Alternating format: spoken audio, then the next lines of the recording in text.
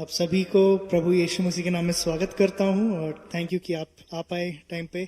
अभी और भी भाई बहन आएंगे अभी और उनके साथ हम आराधना करेंगे, बट इस समय हम अपने दिलों को तैयार करते हैं। और तैयार होते वक्त ये भी याद रखते हैं कि हमारे काफ़ी भाई बहन अभी राफ्टिंग के लिए गए हैं और इस समय में हम ये भी प्रार्थना करते हैं कि सिर्फ एंजॉयमेंट ही ना हो, बट वो एक दूसरे के साथ एक रिलेशन बने रहे, ताकि वो जीवन के जो बातें होते they can talk about actual topics. सिर्फ वो छोटी मोटी बातें नहीं, बट जीवन के जो मेजर डिसीजंस हैं अपने दिल खोल के बात कर पाएं और एक दूसरे को वो एनकरेज कर पाएं। तो इन सभी का पर्पस यही है कि वो एक साथ एक रिलेशनशिप का एक नया शुरुआत हो प्रभु के भाई बहन के बीच में। तो आइए हम प्रार्थना करते हैं। प्रभु, हम धन्यवाद देते हैं इस समय के लिए, इस जगह के लिए प्रभु, कि हम इकट्ठा होके हम आपकी स्तुति और आराधना कर पाएं और आपके वचन को हम खुल के सुन पाएं। प्रभु, हम याद रखते हैं उन भाई बहन जो आज संडे को उठे हैं, बट उनके पास कहीं मिलने का कोई मौका नहीं है, कहीं इकट्ठा होने का कोई जगह नहीं है। प्रभु, हम धन्यवाद देते हैं इस जगह का और हमें तैयार करें प्रभु कि हमें अच्छे स्टूवर्ड्स बनाएं इस जगह का, कि हम सिर्फ छोटी मोटी चीज़ों में ना बिताएं, बट आपके जो कार्य हैं प्रभु उस पर हम लगे रहें। हम इस समय को आपके सामने रखते हैं प्रभु। हमारी स्तुति और आराधना ये आपको खुशी दें प्रभु और आपके नाम को जय जयकार करें। हमारे भाई बहन जो हैं प्रभु, जो अभी जस्ट राफ्टिंग खत्म हुआ होगा, आशा यही है कि वहाँ पे हम देख पाएं कि भाई बहन एक साथ they are able to worship you प्रभु, आज आराधना कर पाए, आपकी स्तुति करें प्रभु। उनको आप सेफली वापस लाएं ताकि हम उनके साथ आगे भी इकट्ठा होकर आपकी जय जयकार करें। ये सभी चीजें मैं प्रभु यीशु मसीह के नाम में मांगता हूँ, आमीन। आराधना के पहले मैं एक पद पढ़ना चाहता हूँ। ये प्रभु यीशु के वचन हैं जब वो देह में थे। तो यहाँ लिखा है यूहन्ना चैप्टर 15 वर्सेस 4, तुम मुझ में बने रहो और मैं तुम में। जैसे डाली यदि दाखलता में बनी न रहे तो अपने आप से नहीं फल सकती, वैसे ही तुम भी यदि मुझ में बने न रहो तो नहीं फल सकते। मैं दाखलता हूँ, तुम डालियां हो।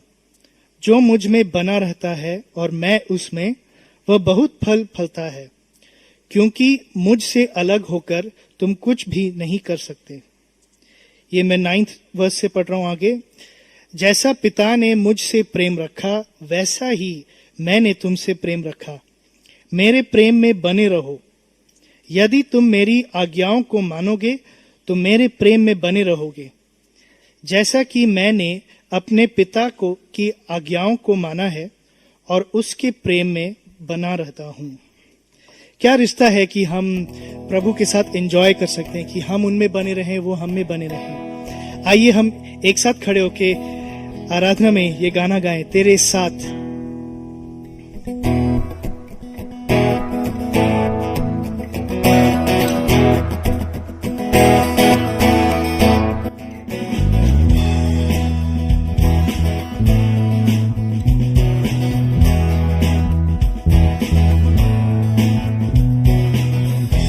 ऐसा रिश्ता है अलबेला सुहाना, क्यों मैं तो हो गया अब तेरा दीवाना। ये कृपा तेरी है, सब जाना पहचाना, सब खोया कुछ पाया। अब तेरे साथ रहना है, तेरे साथ दिल की है मेरी ये आस। जीवन के हर पल रहूं मैं तेरे साथ ना छोड़ूंगा तेरा हाथ। तेरे साथ प्रभु यीशु, तेरे साथ। उस पथ पे चलना है जो तूने बतलाया, तू मेरे साथ हो तो कैसा घबराना। ये कृपा तेरी है, सब जाना पहचाना, कुछ खोया सब पाया। अब तेरे साथ रहना है, तेरे साथ मिलती है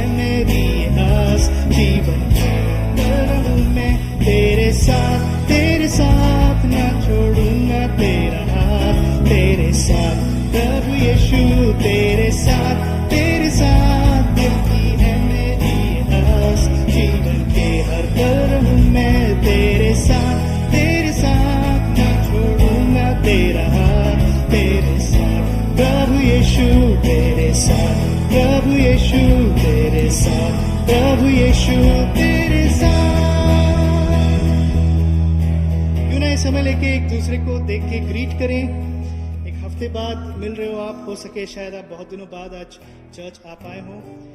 अगर आप नहीं जानते तो एक बार नाम पूछिए, नाम बताइए अपना, इंट्रोड्यूस करें और ग्रीट करें। एक साथ आप स्तुति आराधना कर रहे हैं। ऊपर अगर कोई बैठा है तो नीचे काफी जगह है, अकेले ना बैठे, आइए नीचे आके बैठ जाइए।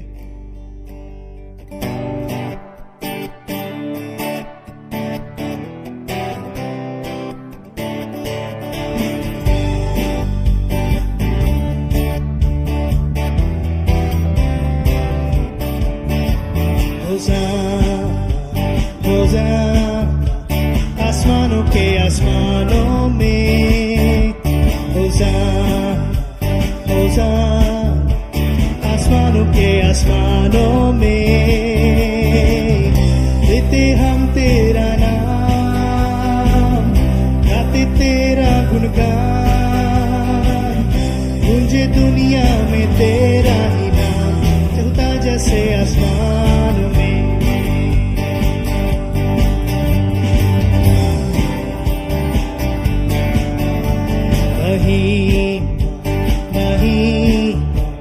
महिमा यीशु राजा की,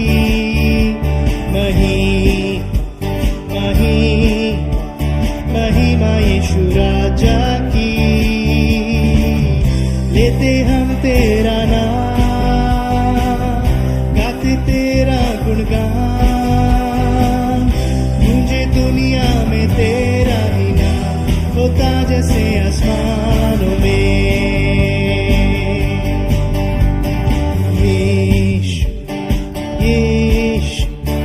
यीशु शांति राजा है,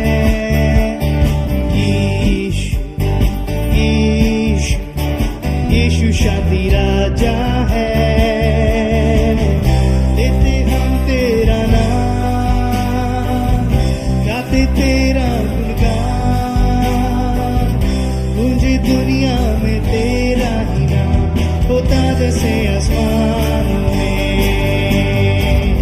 लेते हम तेरा नाम, गाते तेरा गुणगान, गूंजे दुनिया में तेरा ही नाम, होता जैसे आसमान में।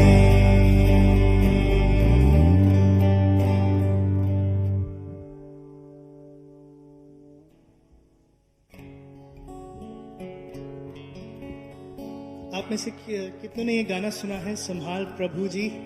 आइए तो जोर से गाते हैं, और ताकि जिनको नहीं भी आता हो वो भी सीख पाए। संभाल प्रभु जी जीवन के हर पल में, संभाल प्रभु जी जीवन के हर पल में,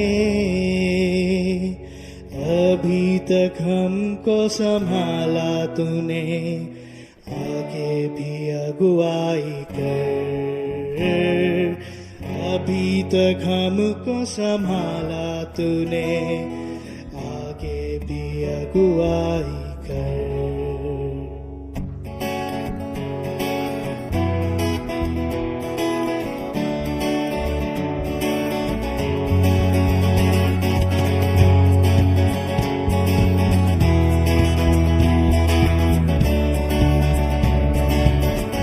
संभाल प्रभु जी, संभाल प्रभु जी जीवन के हर पल में, संभाल प्रभु जी जीवन के हर पल में, अभी तक हमको संभाला तूने, आगे भी अगुवाई कर, अभी तक हमको संभाला तूने, आगे भी अगुवाई कर। संभाल प्रभु जी के हर पल में संभाल प्रभु जी, जीवन के हर पल में। जैसे मुर्गी बच्चों को पंखों तले छिपाती, जैसे मुर्गी बच्चों को पंखों तले छिपाती, वैसे ही तेरी छाया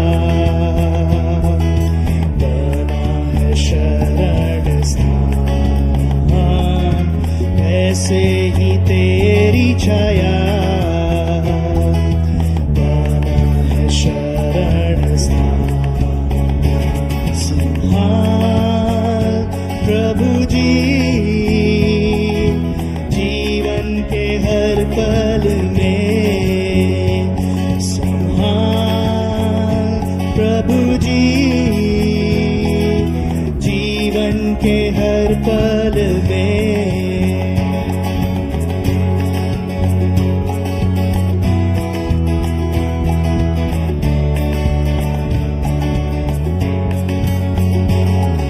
सनातन के यहोवा, तू ही हमारा बल है। सनातन के यहोवा, तू ही हमारा बल है। तेरे वचन से हमारे जीवन में ज्योति वचन से हमारे जीवन में ज्योति आए। संभाल प्रभु जी, जीवन के हर पल में संभाल प्रभु जी, जीवन के हर पल में।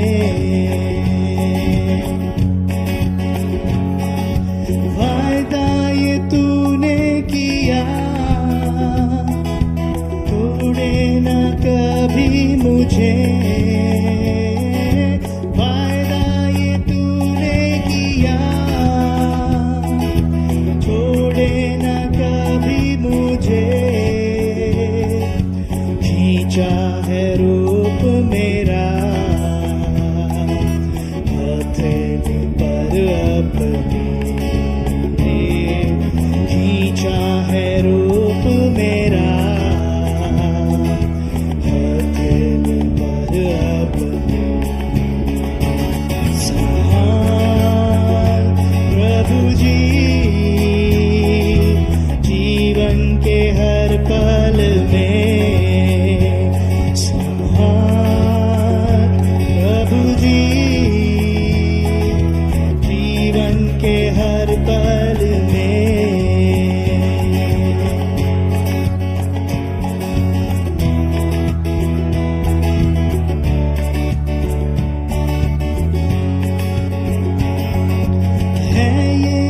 तेरा ये प्यार वर्णन से है ये अपार, है यीशु तेरा ये प्यार वर्णन से है ये अपार।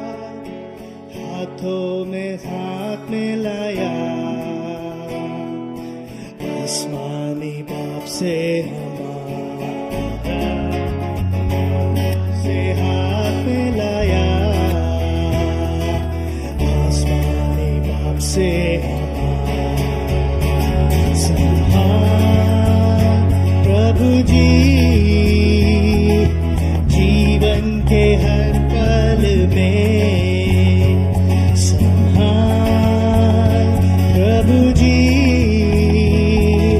जीवन के हर पल में।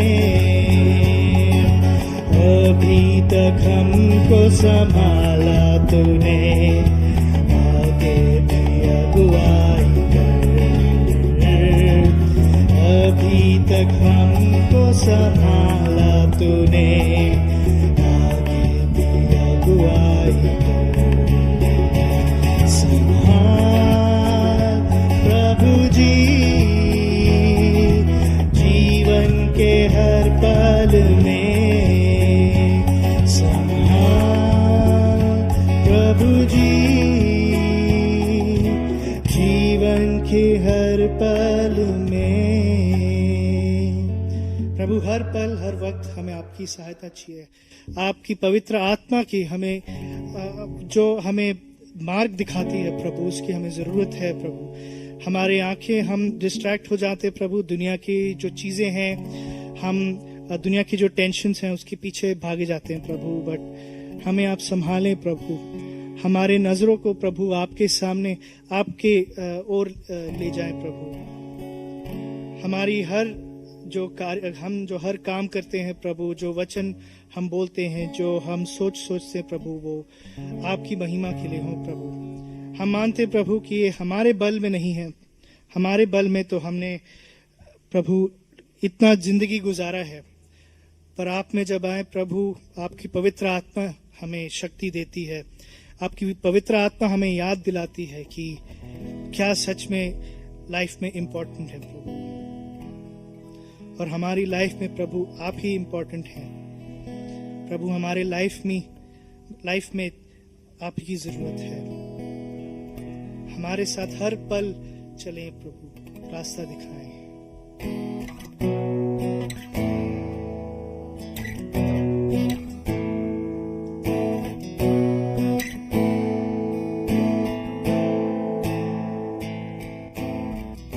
मेरे जीवन में तेरी यीशु जरूरत है, मेरे जीवन में तेरी यीशु जरूरत है।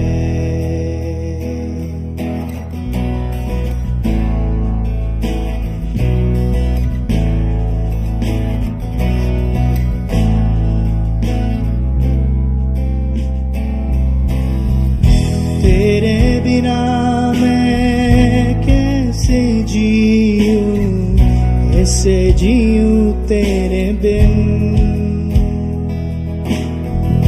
पाप पर मैं कैसे जीऊं, मुख देखे तेरे बिन। तेरे बिना मैं कैसे जीऊं, कैसे जीऊं तेरे बिन। पाप पर मैं कैसे जीतूं, मुख देखे तेरे बिन।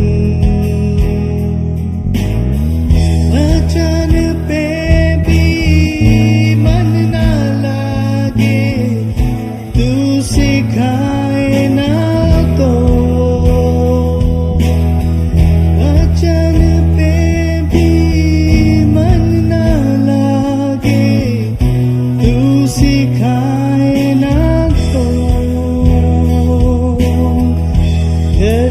जीवन मुरझा जाए, तू रहे ना तो।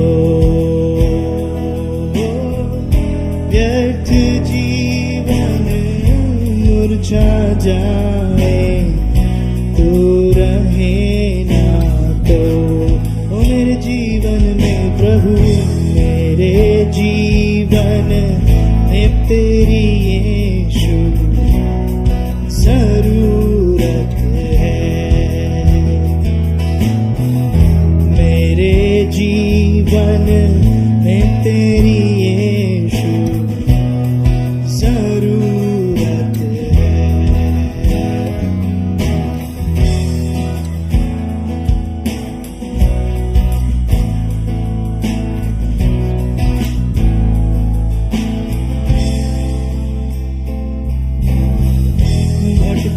तो मैं कहाँ जाऊं, घेरा तूने जो है।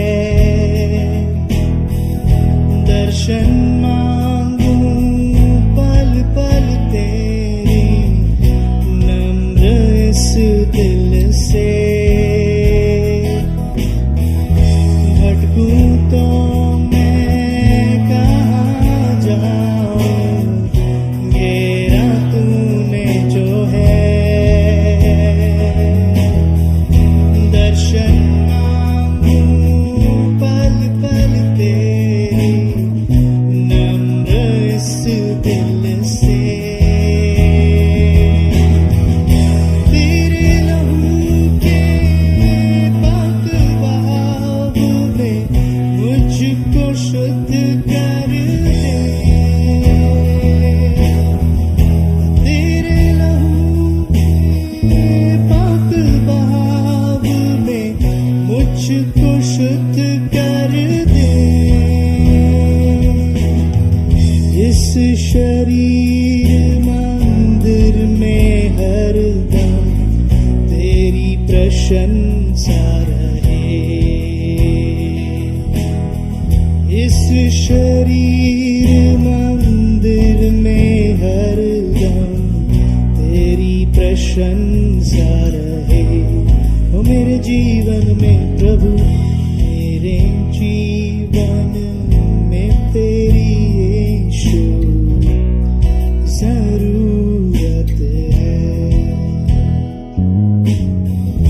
मेरे जीवन में तेरी यीशु जरूरत है।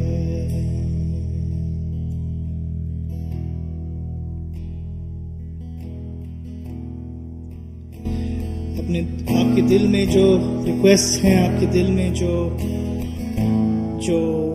टेंशन है, इस समय आप प्रभु के सामने लेके आइए। प्रार्थना में मनो में आप प्रार्थना करें, प्रभु से आप बात करें, प्रभु को अपने जो डर हैं वो बताएं, जो अपने फीलिंग्स हैं वो बताएं, खुल के बात करें अपने पवित्र पिता से।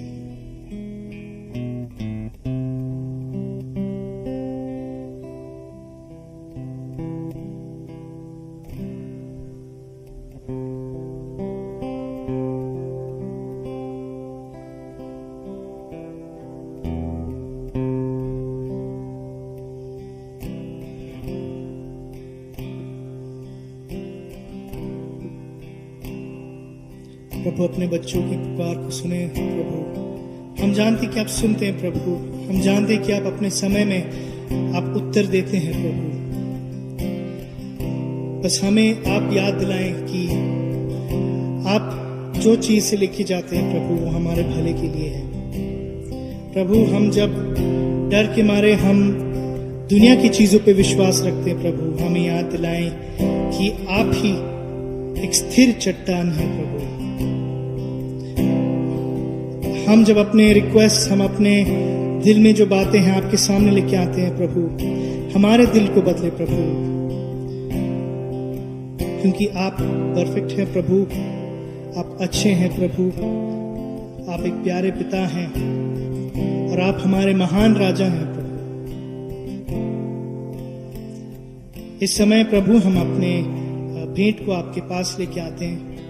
आपने हमें इतना कुछ दिया प्रभु, हम इसमें से कुछ हिस्सा आपकी ओर हम देना चाहते हैं प्रभु। आपके राज्य के लिए हम देना चाहते हैं प्रभु। आपके जो सर्वेंट्स हैं उनके लिए हम देना चाहते हैं प्रभु।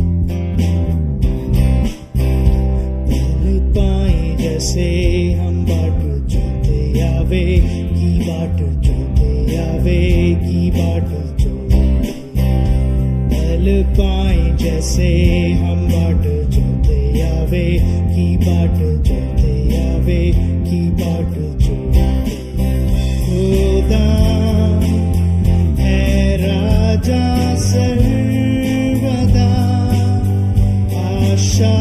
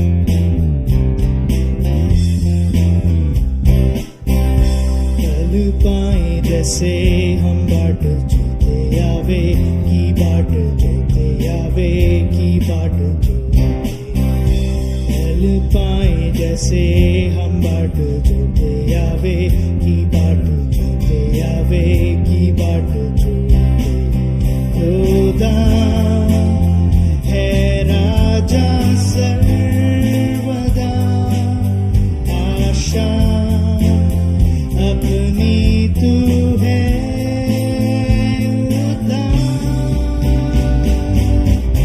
तू है सनातन मेरे खुदा सनातन मेरे खुदा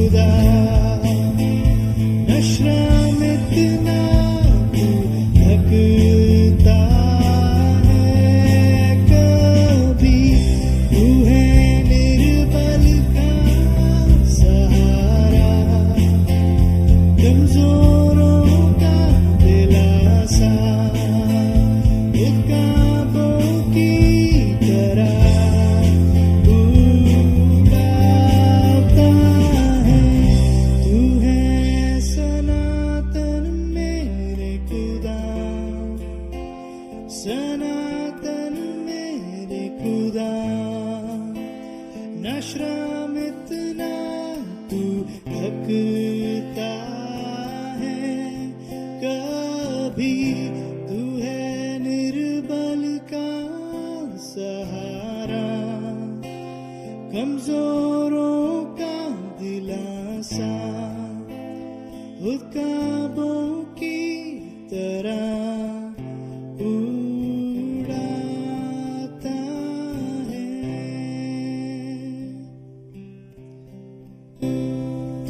हाँ प्रभु, आपके दास के थ्रू जो आप वचन बोलते हैं वो हमारे दिलों में भीतर तक जाएं और हमें बदले प्रभु। हम अपने दिलों को आपके सामने रखते हैं प्रभु। अब आपने हमारे दिलों को जांचें और अगर कुछ चीज है जो आपको खुशी नहीं देती हो प्रभु, हमें दिखाएं प्रभु। उस अंधेर जगह में प्रभु आप रोशनी डालें ताकि हम आपके सामने फुल्ली तरह हम ओपन रहे प्रभु, ताकि आपके कार्य हो हमारे लाइफ में। ये सब चीजें प्रभु यीशु मसीह के नाम पे मांगता हूँ, आमीन। आप सब बैठ सकते हैं।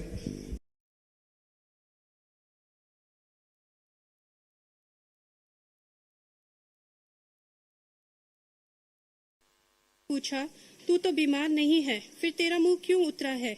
यह तो मन की ही उदासी होगी। तब मैं अत्यंत डर गया। मैंने राजा से कहा, राजा सदैव जीवित रहे। तब वह नगर जिसमें मेरे पूर्वजों की कब्रें हैं उजाड़ पड़ा है और उसके नगर द्वार आग से जला दिए गए हैं, तो मेरा मुंह क्यों न उतरे? तब राजा ने मुझसे कहा, तू क्या मांगता है? तब मैंने स्वर्ग के परमेश्वर से प्रार्थना की और राजा से कहा, यदि राजा को यह अच्छा लगे तो तू अपने दास से प्रसन्न हो तो मुझे यहूदा और मेरे पूर्वजों की कब्रों के नगर को भेज कि मैं उसका पूर्ण निर्माण करूं। तब राजा ने, जिसके पास रानी भी बैठी थी, मुझसे पूछा, तेरी यात्रा कितने दिन की होगी और तू कब लौटकर आएगा? अतः राजा मुझे भेजने के लिए प्रसन्न हुआ और मैंने एक नियत समय बताया।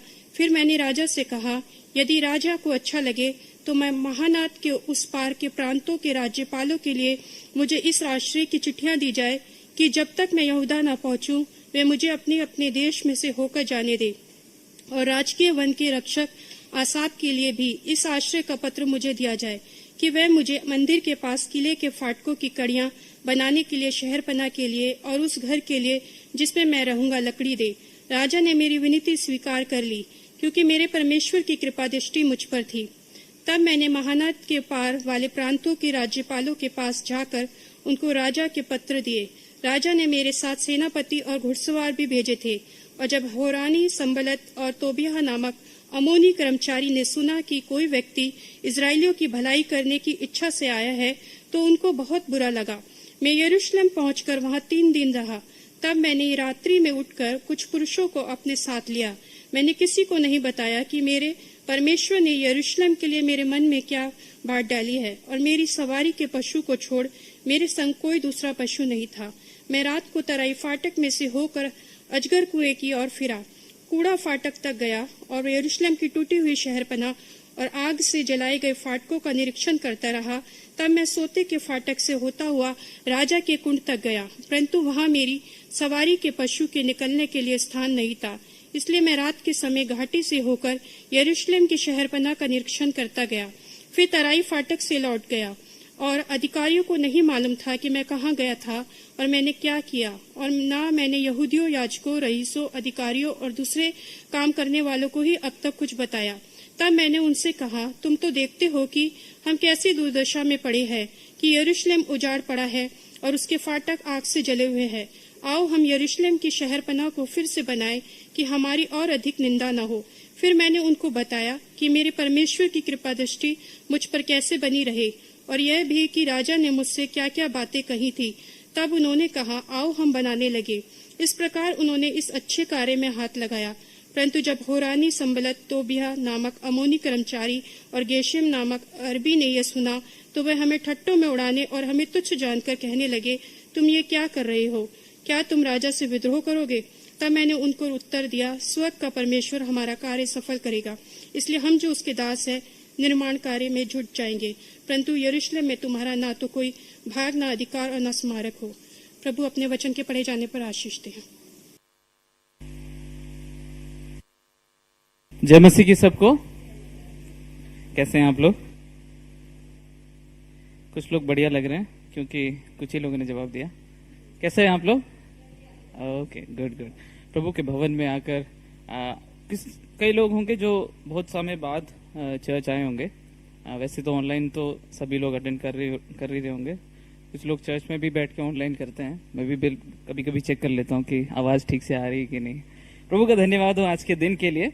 और जैसे कि बाइबल अध्ययन हुआ और हमने देखा कि नेहमिया की पुस्तक से हमने पढ़ा। कितने लोगों को पता था कि नेहमिया की पुस्तक से पढ़ा जा रहा है? Okay, good good good. So बस मैं यही सुनिश्चित करना चाह रहा था कि सभी लोग यहीं हैं या कुछ लोग घर पे हैं, है ना? ओके। सो प्रभु का धन्यवाद हो उसके वचन के लिए। उसने जो वचन हमारे लिए दिया है, ये रोज हमको मार्ग दिखाता है, मार्गदर्शन देता है। और जब हम इसको पढ़ रहे हैं, जबकि हम इस वचन में जाएंगे, उम्मीद रखें परमेश्वर से, पवित्र आत्मा से, कि पवित्र आत्मा आपसे बात करें। आमीन, है ना? ये उम्मीद मत रखिए कि मैं कुछ ऐसा बोलूंगा कि आपका जीवन बदल जाएगा। मेरे पास कुछ नहीं है ऐसा आपको बोलने के लिए, लेकिन पवित्र आत्मा है जो आपके जीवन को बदलता है। पवित्र आत्मा है जो आपके हृदय से बात करता है। मैं तो सिर्फ आपके कानों से बात कर सकता हूँ, लेकिन जब वचन आप जब सुनेंगे, पवित्र आत्मा आपके जीवन में काम करे और आपका जीवन बदलता है। और ऐसा कुछ नहीं होने वाला यहाँ पर कि कोई अद्भुत बात मैं बोल दूंगा जो कि आपको कभी नहीं पता थी। मैं बाइबल से ही बोलूंगा जो आपने ऑलरेडी पढ़ा है, और कई बार आपने नेहमिया की पुस्तक में अध्ययन भी किया होगा। लेकिन प्रार्थना ये रखें कि आज के वचन परमेश्वर की ओर से आपके लिए हो। आमीन। जब आप उम्मीद रखेंगे ऊपर से, तो क्या होगा? प्रावधान भी अद्भुत होगा। आमीन। मैं शुरुआत से इस बात को आपके आज के वचन के लिए मैं इसको सामने रखना चाहता हूं कि उम्मीद जो है, इवन पर वचन से जो सुनने की उम्मीद है, वो भी ऊपर से रखें। आमीन, है ना?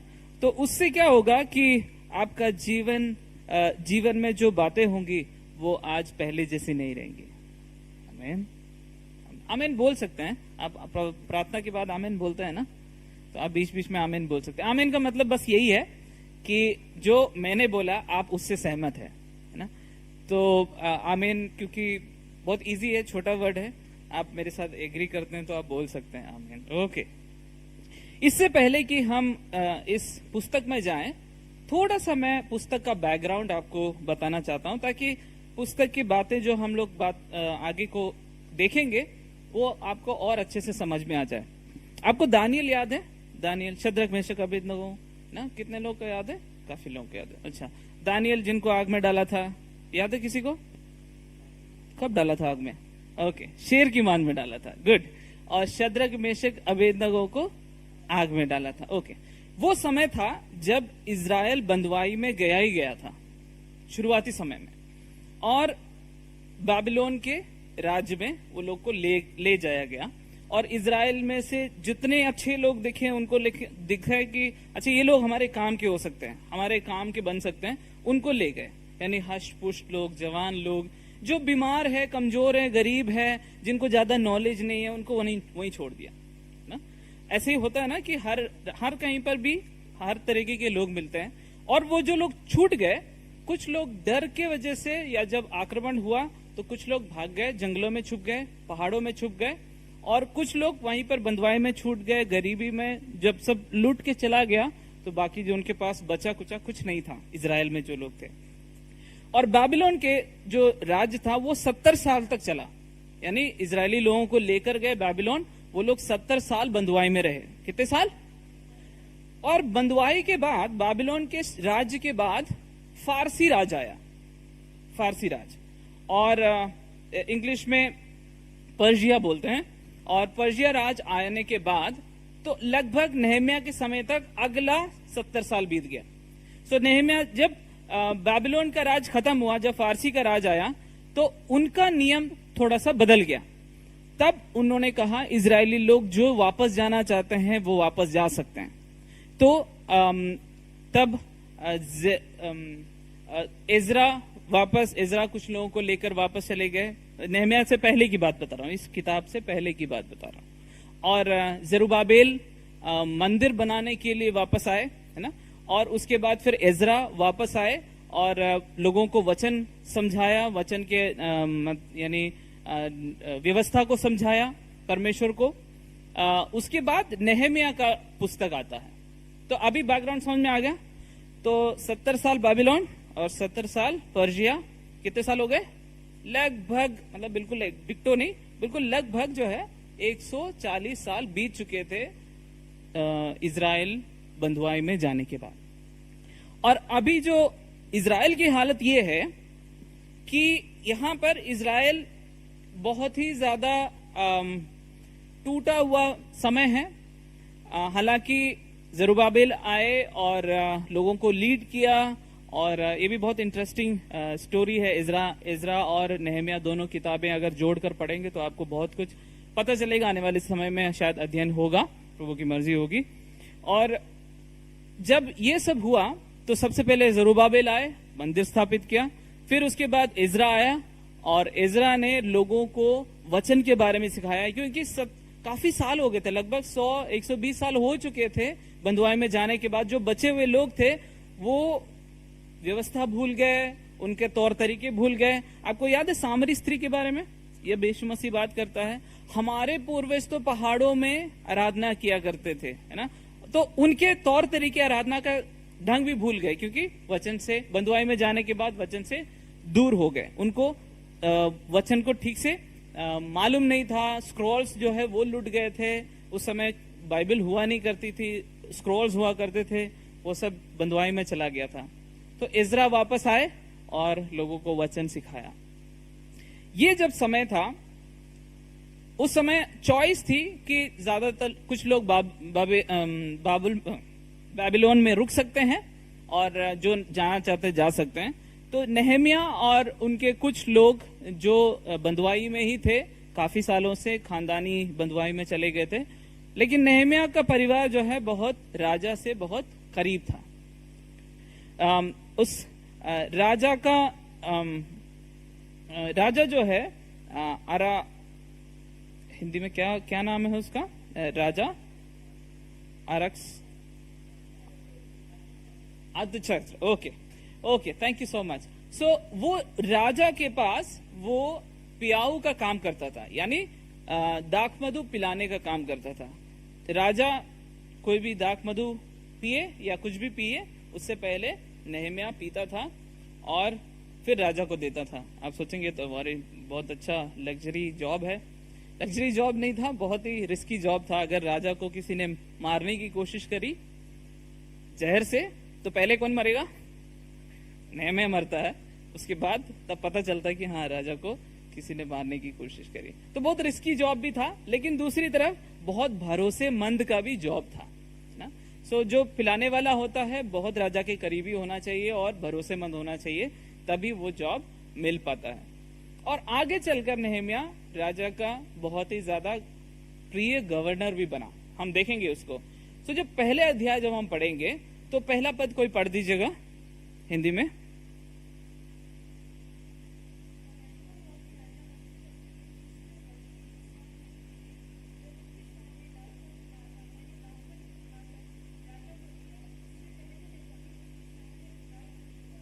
Okay, thank you so much. ये घटना है जब नेहमिया जो है राजा के सामने जाता है और उस महीने वो इजराइल के कैलेंडर का महीना वहां पर बताया गया है। लेकिन अगर हम पहले अध्याय के पहले पद को हम कोई पढ़ दीजिएगा, पहला अध्याय पहला पद।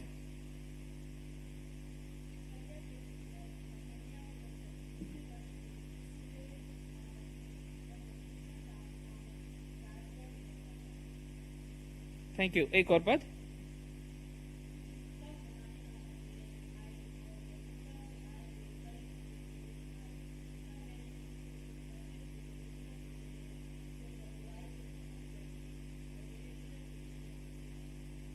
हाँ जी, आगे पढ़ते हैं।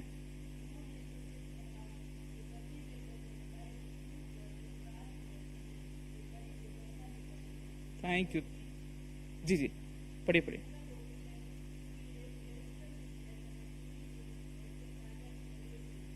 आमेन आमेन। थैंक यू सिस्टर जी। यहाँ पर जो इजराइल की हालत या यरूशलेम की हालत यहाँ पर नेहमिया को बता रहे हैं, और नेहमिया का हृदय देखिए किस तरीके से यरूशलेम की ओर, अपने लोगों की ओर लगा हुआ है। जबकि बहुत साल हो गए बंधुआई के। कई बार हम अपने पिछली बातों को भूल जाते हैं, हम कहाँ से आए हैं, कई बार हम ये भी भूल जाते हैं, हम ध्यान नहीं रखते। लेकिन यहाँ पर नेहमिया जो है अपने लोगों के, अपने परमेश्वर के भवन के, परमेश्वर के राज्य का, परमेश्वर के नगर का बहुत ध्यान है उसको। और वो पूछता है अपने भाई से जो वहां से आ रहा है, हनानी नाम है उसका, और वो पूछता है कि वहां का क्या हालचाल है। और वहां पर वो बताते हैं कि लोगों की क्या है, दुर्दशा है और निंदा का सामना कर रहे हैं, है ना। जबकि इजराइल की हालत ये है कि वहां पर बंधुआई से छूटकर लोग धीरे धीरे पहुंच रहे हैं। वहां पर मंदिर का निर्माण हो चुका है, परमेश्वर की उपस्थिति वहां पर आने लगी है, और परमेश्वर का जो वचन है उसका भी नॉलेज लोगों को हो रहा है। अब भी जो है लोगों का क्या दशा है बता रहे हैं वहां पर। पहली बात दुर्दशा है, और दूसरा निंदा का सामना कर रहे हैं। दो बातें हैं यहाँ पर, दुर्दशा और निंदा का सामना। और किस वजह से हो रहा है वो भी उसी पद में लिखा हुआ है। क्या लिखा हुआ है? पहली बात, शहर पना टूटी है और फाटक जले हुए हैं। कई लोगों की जिंदगी आज इस दौर पर है। मैं नहीं जानता हूं आपकी जिंदगी पर, लेकिन परमेश्वर जानता है। मैं भी एक समय वहीं पर था जिस तरीके से इजराइल की हालत है। मंदिर तो है, परमेश्वर का वचन भी है, लेकिन दुर्दशा में है और निंदा का सामना कर रहे हैं। क्यों? क्योंकि शहर पना टूटा हुआ है और फाटक जले हुए हैं। प्रोटेक्शन नहीं है, चारों ओर एक सुरक्षा की दीवार नहीं है। सुरक्षा की दीवार टूटी है, दरवाजे टूटे हैं। जब चाहे शत्रु आए और उनको लूट कर ले जा रहे हैं। जब मन चाहा शत्रु को, अच्छा उन्होंने अभी फसल काट लिया है, रेडी हो गया है, शत्रु आते हैं और लूट के चले जाते हैं। यदि आप अपने जीवन को इस स्थान पर देखते हैं, आज परमेश्वर आपके जीवन को बदलने वाला है। आमीन आमीन। आप परमेश्वर को तो जानते हैं, परमेश्वर का मंदिर हमारे अंदर है, परमेश्वर का वचन हम पढ़ते हैं, लेकिन अभी भी दुर्दशा में पड़े हैं। दुर्दशा का सामना करना पड़ रहा है और शर्मिंदगी का सामना करना पड़ रहा है। वजह क्या है? सुरक्षा नहीं है। सुरक्षा की दीवार टूटी हुई है। सुरक्षा के जो दरवाजे हैं वो जले हुए हैं। मैं आज जो ये वचन सुन रहा है, चाहे आप इस हालत में ना भी हो, फिर से एक रीचेक के लिए, आपकी सुरक्षा की दीवार कौन कौन है? आमीन। आपके आत्मिक अगुवे कौन कौन है? क्या वो रिश्ता आज भी कायम है या टूटी हुई है? आमीन। आपको चेक करने वाले, करेक्ट करने वाले लोग, उनका रिश्ता या वो दीवार टूटा हुआ है या फिर अभी भी कायम है, मजबूत है। वो दरवाजे जो आप जब बंद करना चाहें तो बंद कर सकते हैं शत्रुओं के लिए, जब खोलना चाहते हैं आप खोल सकते हैं अपने लोगों के लिए। क्या वो दरवाजे जल गए हैं या अभी भी मजबूती से कायम है? वो चेक पॉइंट्स जो लोग आपको करेक्ट करते हैं, जो लोग आपसे सवाल पूछते हैं, क्या वो रिश्ता अभी भी कायम है?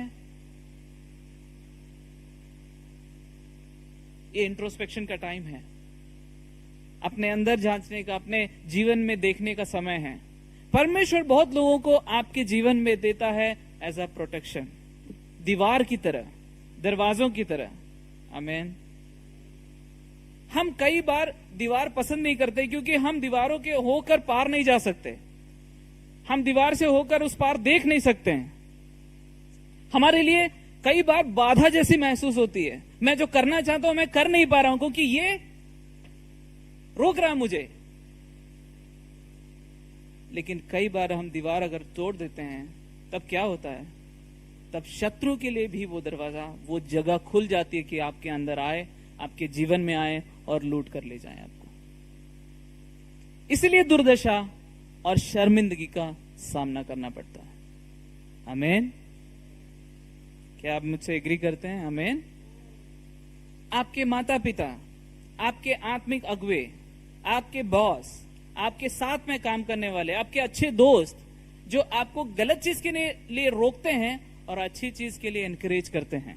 कई दोस्त होंगे आपके जो आपके गलत आदतों में भी साथ देते हैं, वाहवाही करेंगे। लेकिन अगर आप उनको दोस्त अभी भी कहते हैं तो ये आपकी बेवकूफी है। आमीन। वो दोस्त नहीं, आपके दुश्मन है दोस्ती के नाम पर। भेड़िए हैं भेड़ के चमड़ी में आपके साथ। अगर कोई आपको एनकरेज करता है गलत चीजों के लिए, वाहवाही देता है आपको गलत चीजों के लिए, तो वो आपका दोस्त नहीं है। ब्लैंक, सीधी बात ये है, कट थ्रोट। बट अगर कोई दोस्त है, या दोस्त हो चाहे कोई भी रिश्ता हो, जो आपको रोकता है गलत चीजों के लिए, करेक्ट करता है, चेक करता है, आपको इरिटेट करता है, अरे यार मैं इससे क्यों, ये फिर से बोलना शुरू हो गया प्रीचिंग, शुरू हो गया भाषण इनका। कई बार होता है ना ऐसा। अगर ऐसे लोग हैं उनको बनाए रखें अपने जीवन में। आमीन। ताकि हमको किस चीज से बचने को मिलेगा? दुर्दशा और शर्मिंदगी। हम आगे बढ़ते हैं। जैसे ही इस बात को सुना नेहमिया ने, जैसे ही नेहमिया ने इस बात को सुना तो वो रो पड़ा और परमेश्वर के सामने गया और वो दुखी हो गया। यदि हम नेहमिया को एक उसके पद के अनुसार देखें तो वो बहुत ऊंचे पद पर है, राजा के बहुत करीबी है और कभी भी राजा से मिल सकता है, रोज मिलता है वो राजा से अपने बातें कर सकता है, बहुत सी चीजें हैं, बिल्कुल हाई अथॉरिटी में हम उसको देखते हैं।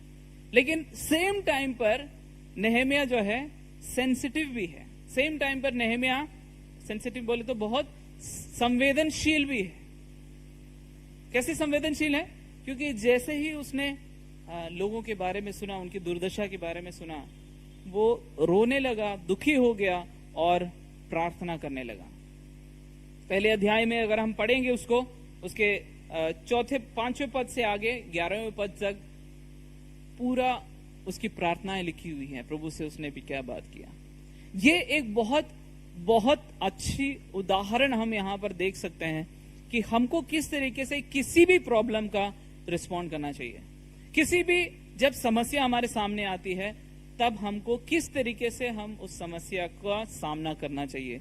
सबसे पहले सेंसिटिव होना। कई बार हम ऐसा कल्चर में है कि अरे लड़के लोग रो नहीं सकते, तुम तो लड़कियों की तरह रो रहे हो, कई बार बोला जाता है ना हमको बिल्कुल स्ट्रांग रहना है, बिल्कुल सख्त रहना है।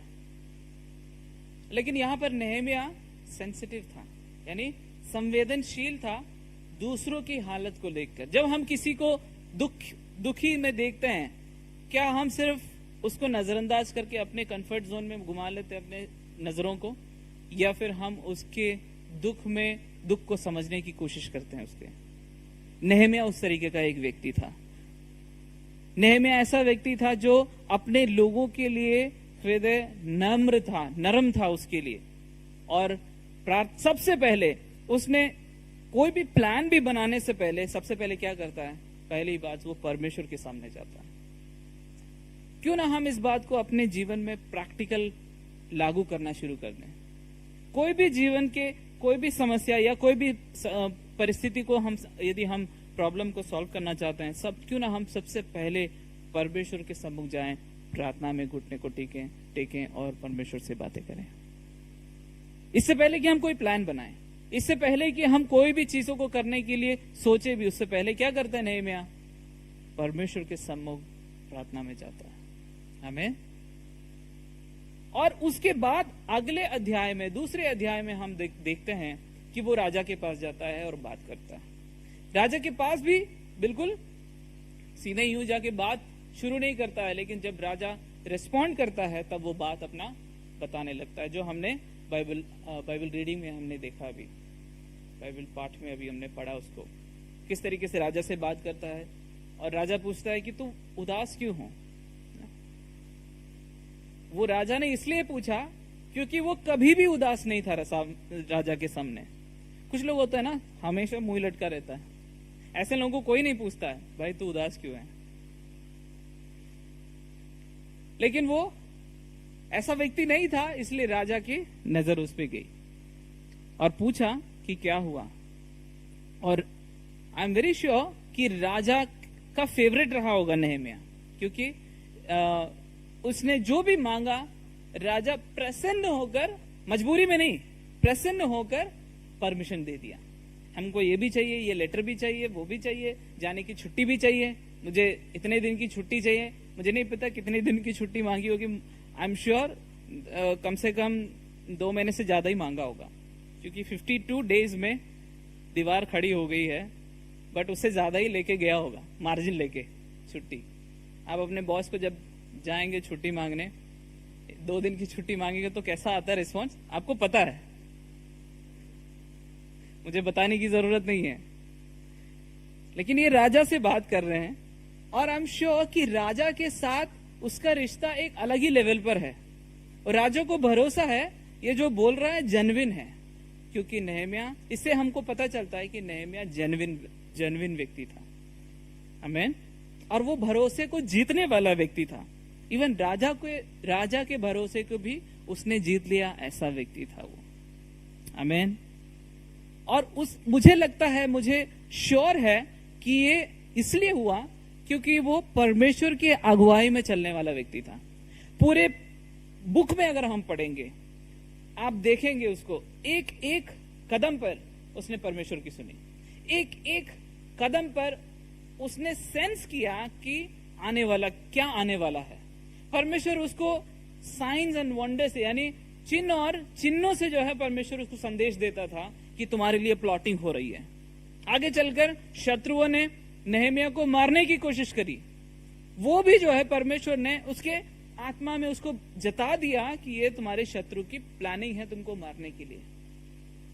इससे हमको पता चलता है राजा की वो सेवा भी कर रहा है, वो परमेश्वर की अगुवाई में कर रहा है। आमीन। हम क्या सीख सकते हैं इससे? यदि हम जॉब भी कर रहे हैं, बाहर की जॉब भी कर रहे हैं, सेवकाई नहीं भी कर रहे, जब हम अपने ऑफिस में हैं, वहां पर भी परमेश्वर की अगुवाई में काम करें। बॉस का फेवर सबसे पहले आपको मिलेगा। आमीन। ये फेवर जीतने के लिए नहीं बोल रहा हूं, मैं एक टिप दे रहा हूं। इमरजेंसी के टाइम पर आपको छुट्टी मिलेगी। अगर आपने लोगों के दिलों को जीत लिया ना, फेवर आपको जरूर मिल जाएगा। और आपको हमेशा फेवर ढूंढना नहीं है, आपको काबिल पहले बनना है, भरोसेमंद पहले बनना है, कैरेक्टर अपना स्ट्रांग पहले बनाना है, तब बाकी सारी बातें प्रभु आपके जीवन में जोड़ देगा। छुट्टी मिलना भी आशीष की बात है कि नहीं है? बहुत बड़ी ब्लेसिंग है, क्योंकि टाइम पे छुट्टी मिलना, अरे आज हमने कुछ प्लान बनाया, घर में कोई फंक्शन है और अब छुट्टी नहीं मिला, और ये काम निपटा देना तब छुट्टी ले लेना। कई बार ऐसा होता है ना, जब तक ये काम निपट जाएगा इधर फंक्शन भी खत्म हो जाएगा। लेकिन नेहमिया का जीवन बिल्कुल ही अलग लेवल पे जा रहा है। आमीन। क्योंकि उसने प्राथमिकता किसको दे रखी है? परमेश्वर को दे रखी है। आमीन। यदि आप भी, मैं ये नहीं कह रहा हूं कि आप ऑफिस छोड़ के, सारा ऑफिस का काम छोड़ के मिनिस्ट्री में आ जाइए, ये नहीं कह रहा मैं। लेकिन आप जो परमेश्वर ने जहां पर आपको रखा है उसी में परमेश्वर को प्राथमिकता में रखें। आमीन। जो भी आपने काम दिया है, तब आप यूसुफ का जीवन देख सकते हैं। यूसुफ ने भी परमेश्वर को सबसे सामने रखा, और यूसुफ को किस तरीके से परमेश्वर ने उठाया और प्रधानमंत्री बनाया। आप सब जानते हैं उस बुक को भी, उसके कैरेक्टर को भी। यहां पर नेहमिया का भी कैरेक्टर बिल्कुल ऐसे ही है। दानियल का कैरेक्टर कैसा था? कुछ भी प्रॉब्लम हो प्रार्थना करने के लिए बैठ जाता था। आमीन। सबसे पहले प्रभु को प्राथमिकता देता था। आमीन। इसीलिए, इसी वजह से ही उनका जीवन सफल हम देख सकते हैं। यहां पर वो जब वापस जाता है, एक स्ट्रैटेजी बनाता है और प्लान बनाता है, राजा से बात करता है। उसके बाद वो इजराइल आते हैं, सारे लेटर्स लेकर, बीच में बहुत सारे राज्य पड़ते हैं और इजराइल पे आते हैं। और वहां पर जब लोगों से बात करने से पहले कि मैं क्यों आया हूं, ये बताने से पहले ही वो रात रात को छुप के जाते हैं प्रॉब्लम का सर्वे करने के लिए, प्रॉब्लम के सर्वे करने के लिए। और बताता नहीं है कि मैं क्या करने आया हूं, मेरा क्या प्लान है। और जब एक बार सर्वे कर लेता है, सब कुछ जान लेता है, कैलकुलेशन कर लेता है, एक प्लान उसके दिमाग में आने के बाद, प्लान वो करने के बाद वो लोगों से बात करता है। कई लोग ऐसे होते हैं कि पहले से ढिंडोरा पीटने लगते हैं कि मैं ऐसा कर दूंगा, मैं वैसा कर दूंगा, लेकिन उसके बाद में जब वो नहीं होता है, फिर लोग उन पे हंसते हैं। नीति वचन में लिखा है, आप सब कुछ जो आपको पता है ना बताएं। मूर्ख जो है अपनी सारी बातों को बता देता है, लेकिन बुद्धिमान छुपाए रखता है और सही समय आने पर उसको रिवील करता है ना? तो हम ऐसे व्यक्ति बने जो हम बुद्धिमान हैं, ऐसे व्यक्ति बने जो कि हम पेशेंस, जिनके अंदर धीरज है ना, जिनके पास धीरज है। सिर्फ रीना भाभी के पास अभी है, लेकिन वो मैं अंदर वाले धीरज की बात कर रहा हूं। हम कई बार इम्पेशेंट हो जाते हैं, हमारे पास क्या बोलते हैं, पेशेंस नहीं होता है, धीरज नहीं होता, जल्दी जल्दी ये भी कर दें, ये भी कर दें, बता दें, गा दें। लेकिन नेहमिया का जीवन हम देखते हैं, वो समय पर सब कुछ समय के लिए रोक के रखता है चीजों को, और उसके बाद परमेश्वर के अगुवाई में चीजों को आगे ले जाता है। जब बताते हैं लोगों को, तो आसपास के जो शत्रु हैं, आसपास के शत्रु को दिक्कत होने लगती है। फिर लोगों को उसने एनकरेज किया, लोगों को बहुत कन्विंस किया और एनकरेज किया कि हम दीवार को बनाएंगे और हम मिलकर बनाएंगे, और सबको उसने रिस्पॉन्सिबिलिटी दे दी। आप अपना अपना भाग कर लो। अपना अपना जब भाग करोगे तो सारा काम ढंग से हो जाएगा। सभी ने अपना अपना पार्ट ढंग से किया, इसीलिए कितने दिनों में दीवार बना? 52 डेज में, 52 दिनों में, 52 दिनों में ही दीवार बनकर खड़ी हो गई ना? क्योंकि दीवार एक तरफ से बन के नहीं शुरू हो रहा था। अच्छा, इधर से दीवार, इधर से इधर तक की दीवार चाहिए हमको, तो इधर से कोने से शुरू करेंगे। नहीं नहीं नहीं नहीं, ऐसा नहीं हो रहा था काम, इधर से इधर हो रहा था काम। आमीन। इधर से इधर नहीं हो रहा था। सभी दीवार पूरा चारों तरफ एक ईंट से शुरू किया, सबने एक ईंट रखा, सब एक ईंट इसने रखा तो एक लाइन पूरा हो गया, क्योंकि सभी जगह पर सभी लोग ईंट को रख रहे थे। तो एक एक ईंट ऐसे ऐसे बढ़ रहा था। हम लोग घर बनाते हैं, हमको पता है ना मिस्त्री लोग कैसे करते हैं, एक कोने से शुरू करते हैं और दूसरे कोने तक जाते हैं। लेकिन ये बिल्कुल ही अलग लेवल पर काम हो रहा था। आमीन। अब मुझे नहीं पता जे उसने दीवार वो ईंट रखी तो इसने दीवार ईंट रखी, आपस में जुड़ा तो गैप कितना रह गया। मुझे ऐसा अनुमान है, मुझे ऐसा लगता है कि सबने एक साथ रखा। अच्छा तुम रख रहे हो, मैं भी रख रहा हूं, साथ में रखा, तभी तो वो गैप सही से बनेगा, परफेक्ट बैठेगा। अगर आपने एक ईंट रखा है ऐसे और दूसरा ईंट यहां रखा तो गैप तो आएगा ही आएगा। और उस समय सीमेंट भी नहीं हुआ करता था, मिट्टी और पता नहीं क्या क्या मसाला तो लगाते थे, है ना। जब हम पुराने बिल्डिंग्स में देखते हैं, इवन दिल्ली में भी है कई सारे बिल्डिंग, तो वो हम देखते हैं उसमें कुछ मिट्टी जैसा कुछ पाउडर जैसा होता है, वो आज भी टिका हुआ है पूरे बिल्डिंग। भूकंप पता नहीं कितने आके चले गए, बिल्कुल टिका हुआ है। तो अगर एक साथ नहीं रखा तो फिर नहीं बनेगी बात। वैसे ही आपका परिवार भी है, वैसे ही कलीसिया भी है। एक कोऑर्डिनेशन में नहीं हुआ तो फिर समय ज्यादा लगता है, अरे गड़बड़ हो गया, अरे हटाओ फिर लगाओ। समझ में आ रहा है? आपका परिवार, आपकी कलीसिया इसी तरीके से रीबिल्ड होगा। आमीन। कोऑर्डिनेशन, एक साथ। यदि आपका परिवार की हालत, आपकी जीवन की हालत, आपकी कलीसिया की हालत इस तरीके से है, परमेश्वर का मंदिर तो है, परमेश्वर का वचन भी है, लेकिन दीवार प्रोटेक्शन की नहीं है, तो बनाने की जिम्मेदारी सिर्फ एक व्यक्ति की नहीं होनी चाहिए। कई बार एक्सपेक्टेशन ऐसे ही होता है, आमीन, अरे कलीसिया का बढ़ाने का जिम्मेदारी पास्टर का है। नहीं नहीं नहीं, सबकी जिम्मेदारी अगर हम एक साथ निभाएंगे तो जल्दी जल्दी और अद्भुत रीति से काम होगा। आमीन।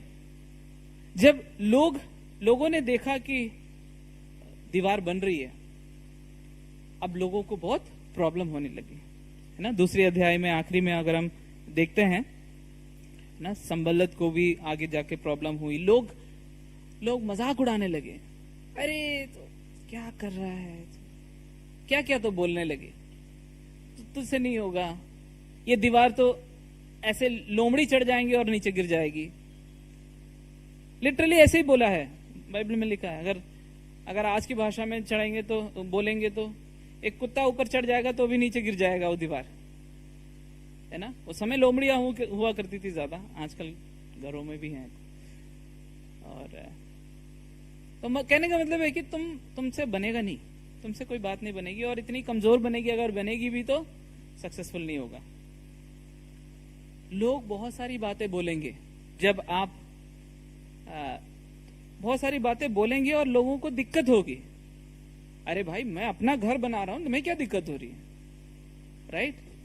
दिक्कत उनको इसलिए है क्योंकि वो पहले जो करते थे अब नहीं कर पाएंगे। शैतान को भी दिक्कत होगी जब आप अपने प्रोटेक्शन की दीवार को खड़ा करेंगे, उन रिश्तों को आप फिर से जोड़ना शुरू करेंगे, तो शैतान को भी दिक्कत होना शुरू होगा। क्यों? क्योंकि शैतान जो पहले आता था, जब मर्जी आया लूट के चला गया, वो अब नहीं हो पाएगा। आमीन। और क्या क्या बोल रहे हैं जो शत्रु है, वो क्या क्या बोल रहे हैं कि क्या तुम राजा से बलवा कर दोगे, क्या तुम है ना तुम जो कर रहे हो ये सही नहीं हो। बहुत सारी बातें होंगी। आपको कुछ कुछ लोगों की बातें याद आएगी जब मैं ये बताऊंगा कि जब आप अपने रिश्तों को, जब आप अपने जो परमेश्वर के दिए हुए रिश्तों को जब आप फिर से स्टैब्लिश करना शुरू करेंगे, तब लोग कमेंट पास करना शुरू करेंगे। जो सही रिश्तों को स्टैब्लिश करना शुरू करेंगे, अब तो मम्मी के पल्लू में तू बंध के रहना, सुना है। अरे पापा तू तो हर चीज पूछ के ही करता है, अब तो हर चीज पूछ के ही करेगा, तू बड़े हो जा, कब तो बड़ा होगा। कुछ याद आ रहा है किसी को? कुछ कमेंट याद आ रहा है? मैं इसी बातों को आपके जीवन से रिलेट करने की कोशिश कर रहा हूं कि शत्रु क्या बोलता है। मैं ये नहीं कह रहा हूं जो कमेंट कर रहे हैं वो शत्रु है, पर हो भी सकता है, क्योंकि वही लोग हैं जो आपको लूट रहे हैं। क्योंकि वही लोग हैं आपके जो पीस है, आपकी जो शांति है उसको लूट रहे हैं, आपका समय को लूट रहे हैं। आप जो जिंदगी में जितना आगे बढ़ सकते थे उन लोगों के वजह से उतना नहीं बढ़ पाए। तो परमेश्वर के प्लान जो आपके लिए जीवन में था वो इसलिए नहीं पूरा हुआ क्योंकि इन लोगों ने आपके समय को चुरा लिया, जिन्होंने ये कमेंट ऐसे करता है। आमीन।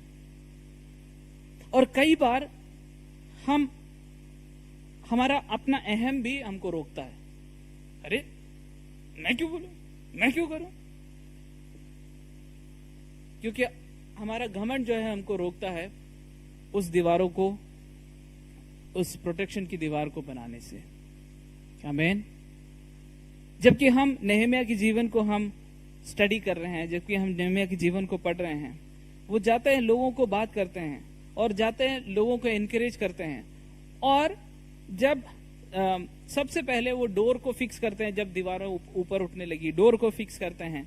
और जो शत्रु है उनको कई तरीके से नेहमिया को बहलाने की कोशिश किया। एक तो मजाक उड़ाया, फिर उसके बाद एक बार संदेशा भेजा। चौथे अध्याय में जब हम जाएंगे संदेशा भेजते हैं और बुलाते हैं कि आओ हम मिलते हैं, बात करते हैं, भोजन करते हैं, पार्टी करेंगे। तब परमेश्वर ने उसको बता दिया कि नहीं, ये तुम्हारे लिए प्लॉटिंग हो रही है, तुमको मारने की कोशिश हो रही है। तो नेहमिया बोलता है कि नेहमिया भी बहुत राजा के साथ रह के पॉलिटिकल हो जाता है, किस तरीके से बात करना उसको पता है। वो बोलता है कि मेरे पास बहुत सारा काम है, ये सब छोड़ के जाऊंगा तो यहाँ का काम रुक जाएगा, ऐसे करके बोलते हैं। फिर एक मंदिर में बुलाते हैं कि तुमको मारने के लिए आने वाले हैं, तो मंदिर में छुप जाओ। तो आपका जो नेचर है वो बदलने की कोशिश कर रहा शत्रु। नेहमिया कैसा व्यक्ति था? राजा के साथ खड़ा होने वाला व्यक्ति, सेना को लीड करने वाला व्यक्ति, सामने एक लीडर था। और किस तरीके से उसको लीडर के पोजीशन से, यानी जो करेज था उसका सब डाउन करने की किस तरीके से कोशिश कर रहा है।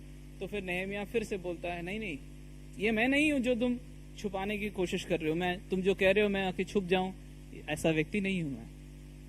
और सीधा जवाब देता है और उसके बाद कहता है नहीं, मैं लोगों के साथ खड़ा रहूंगा। और लोगों को उसने हथियार दिए, लोगों को तैयार किया, मेंटली तैयार किया। ये भी हो सकता है, लेकिन हम अपने काम को जारी रखेंगे। आमीन। कई बार आपको भी अपने स्थान पर एज अ लीडर खड़ा होना होगा और लोगों को एनकरेज करना होगा। ये हो सकता है ये आए, इसके लिए भी रेडी रहो, लेकिन काम भी ना रुके।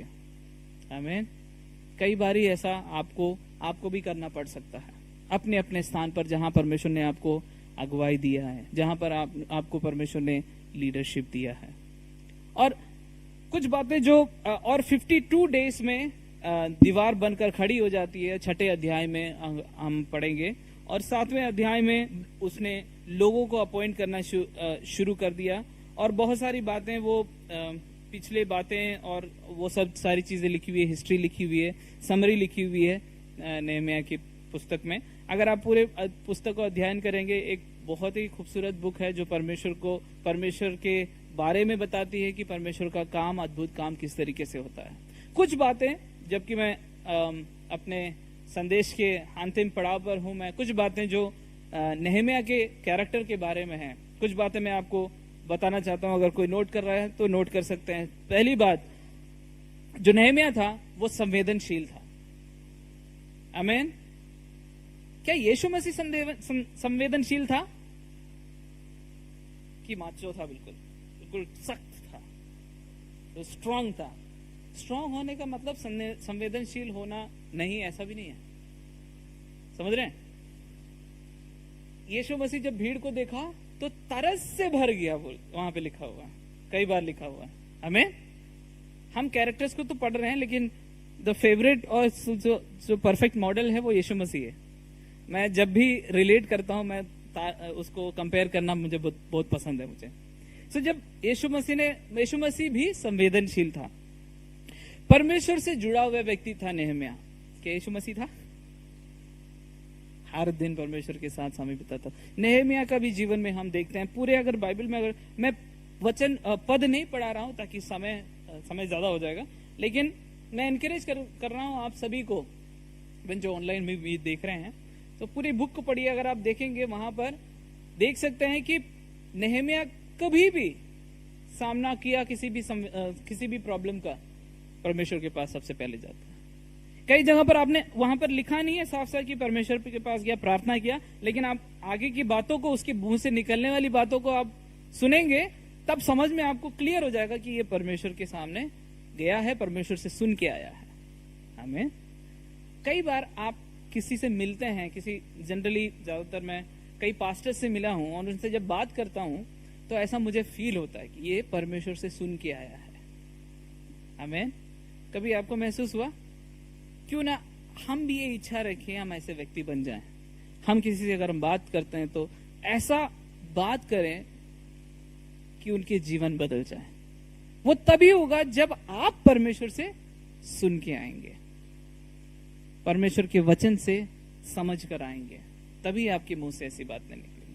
वरना तो आपकी बातें हल्की फुल्की होंगी। हम नहीं चाहते हैं कि हमारी बातें हल्की फुल्की हो ना? हम इम्पैक्ट डालना चाहते हैं, लोगों के जीवन को बदलना चाहते हैं। नेहमिया की तीसरी बात, परमेश्वर के काम के लिए हमेशा एम्बिशियस था, उत्सुक था। एम्बिशियस को हिंदी में क्या बोलेंगे? अभिलाषी। Thank you so much. बहुत मैं कल से परेशान था कि इस वर्ड का क्या हिंदी होगा। अभिलाषी था। जिस तरीके से वो राजा से बात कर रहा है, जिस तरीके से लोगों से बात कर रहा है इजराइल में आके, जिस तरीके से शत्रुओं से सामना कर रहा है, आप उसके जीवन में देख सकते हैं कि परमेश्वर के काम के लिए कितना ज़ील था उसके अंदर, कितना अभिलाषी था वो। आमीन। उस तरीके के कैरेक्टर को हम लेने की कोशिश करें। उसके अंदर परसिवियरेंस था, उसके अंदर लगातार करने की या हिम्मत ना हारने का एक नेचर था। आमीन।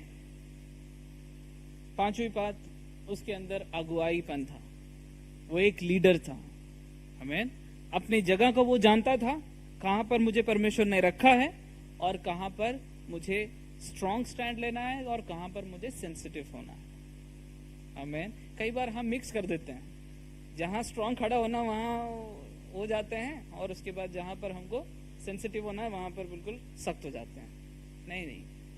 तो जब आप परमेश्वर के ट्यूनिंग में रहेंगे ना, तो हमको पता होगा कि कहां पर किस तरीके से बनना है। आमीन। उसका स्टैंडर्ड हाई था, क्योंकि उसका उठना बैठना कहां था? राजा के साथ था। आमीन।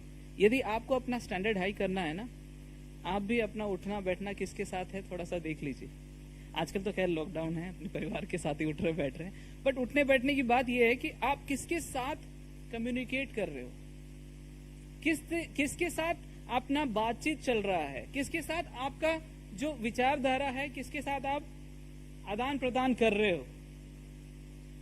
ये नहीं कि ऐसे ऐरे गेरों के साथ आप बातें कर रहे हैं, सिर्फ मजाक हो रहा है, हाँ सिर्फ पार्टी हो रहा है, लेकिन आप जिसके साथ संगति कर रहे हो, आपका स्टैंडर्ड भी वैसे ही हो जाता है।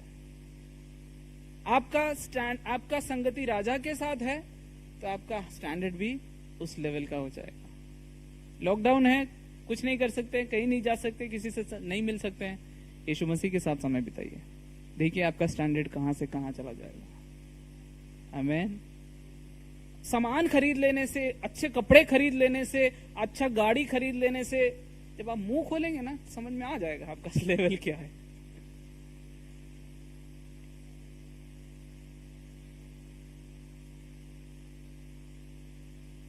मैं एनकरेज करना चाहता हूं कि आप अपना संगति जो है हायर लेवल पे रखें। आमीन। कोई नहीं मिलता आपको हायर लेवल वाले। आपको लगता है कि अमीर लोग तो गवर्नमेंट से चढ़े रहते हैं, बात नहीं करते हैं। यीशु मसीह आपके सबसे करीबी है, उसके लेवल का कोई नहीं है। आमीन। और वो आपसे बात करने के लिए तत्पर है, वो आपसे बात करना चाहता है इससे पहले कि आप उससे बात करना चाहते हैं। आमीन। क्यों ना अपने आंखों को बंद करें।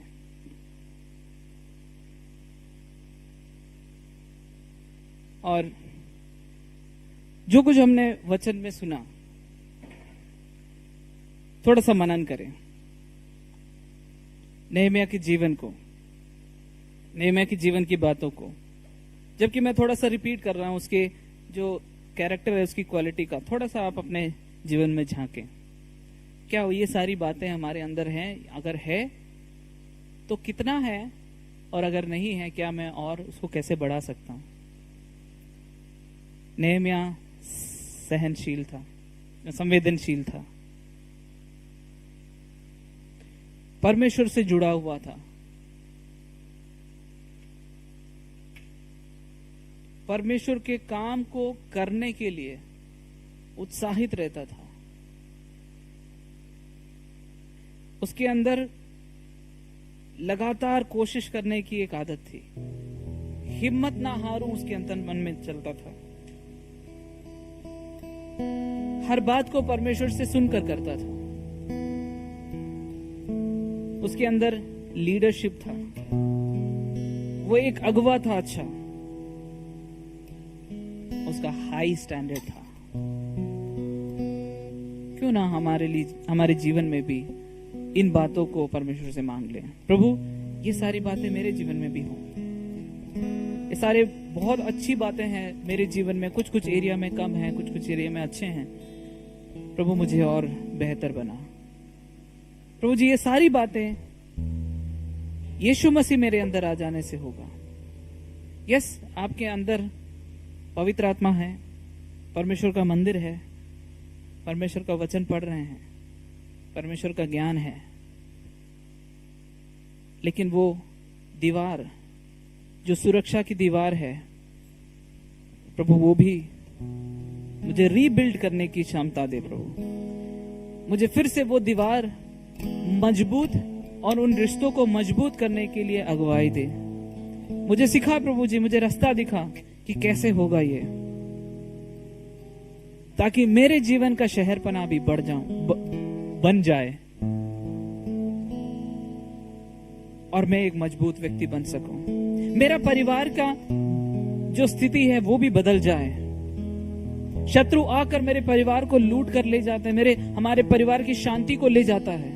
प्रभु, मेरे परिवार के जो प्रोटेक्शन की दीवार है, जो सुरक्षा की दीवार है, उसको फिर से खड़ा कर लो। प्रभु, मेरे कलीसिया को और अधिक मजबूत कर। प्रभु, मैं अपनी कलीसिया में जो मेरा एरिया है, जो मेरा स्थान है, उस जगह से मैं अपने लीडरशिप को और मजबूत करने के लिए तैयार हूं। प्रभु, मेरे जीवन में आए। प्रभु, मेरे जीवन को बदल दे। प्रभु, नेहम्याह की तरह मुझे खड़ा कर। प्रभु जी, लोगों के नजरों में शायद हो सकता है कि आपका काम बहुत छोटा हो, सिर्फ एक दाख पिलाने वाला हो सकता है, लेकिन प्रभु आपके नजरों में मैं डिफरेंट हूं, मैं अलग हूं। प्रभु, आपके नजरिया से प्रभु जी मुझे उठाओ।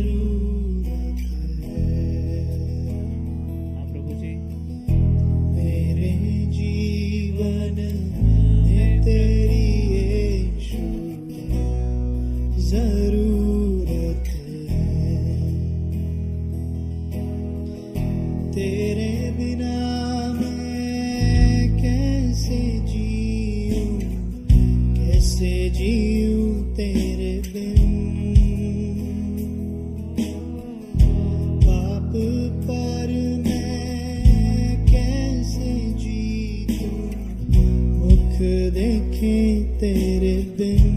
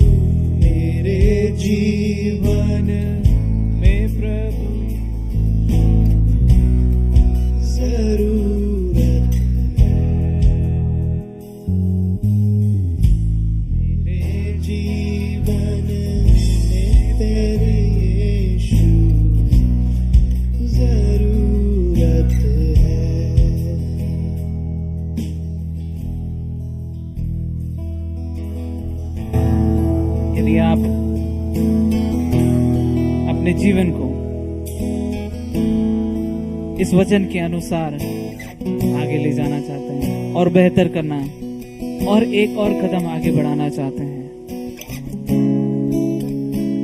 आइए हम इस समय प्रार्थना कर रहे पवित्र आत्मा से।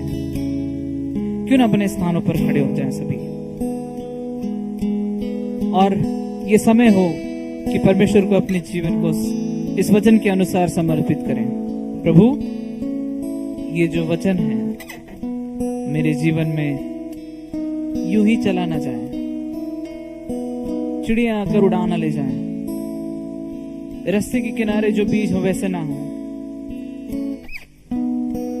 ऐसी जगह पर बीज ना हो जहां पर मिट्टी कम है,